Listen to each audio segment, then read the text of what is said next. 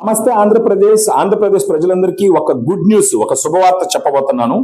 చంద్రబాబు నాయుడు గారు నిన్న సుదీర్ఘ చర్చల తర్వాత ఉచిత ఇసుక పాలసీ విధానాన్ని మళ్ళా తీసుకొని వస్తున్నాడు. అది జూలై 8వ తేదీ నుంచి మొదలవుతుంది.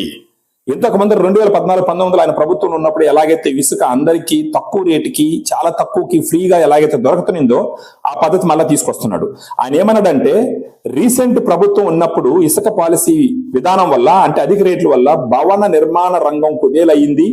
భవన నిర్మాణ కార్మికులందరూ చాలా ఇబ్బంది పడ్డారు. ఆ మొత్తం ఇండస్ట్రీ దెబ్బతినింది. కాబట్టి ఇప్పుడు ఉచిత ఇసుక విధానం పాలసీ తీసుకురావడం జరుగుతుంది.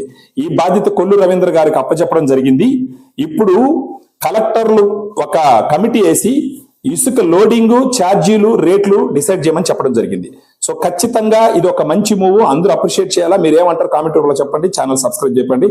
జై హింద్, జై ఆంధ్రప్రదేశ్.